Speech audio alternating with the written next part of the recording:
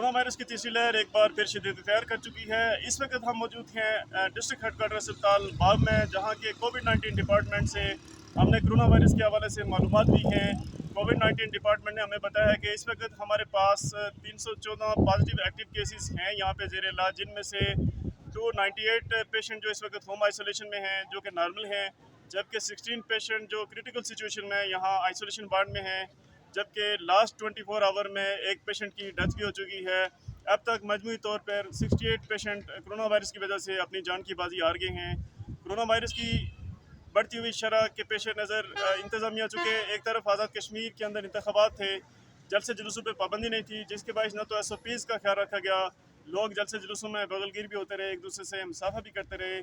इंतज़ामिया मुकम्मल तौर पर इंतज़ामिया ने लापरवाही बरती, चूँकि अगर कंट्रोल करते तो शायद ये सूरत हाल ना होती, जिसके बायस ये वायरस इतना तेज़ी से फैल रहा है। अब तक की जो लास्ट 24 आवर की जो पॉजिटिविटी रेशो है कोरोना वायरस की, वो 38% है, जबकि कल ये 50% थी और उससे एक रोज़ केवल ये 60% है। चूँकि इसकी रेशो बढ़ रही है, लिहाजा आवाम से गुजारिश की जाती है कि SOPs का ख्याल रखा जाए, एक दूसरे से बगलगिर होने से भी ग्रेज की जाए, जैसे जुलूसों में जाने से इज्तनाब किया जाए। उसी सूरत में ही हम इस वायरस पर कंट्रोल कर सकते हैं।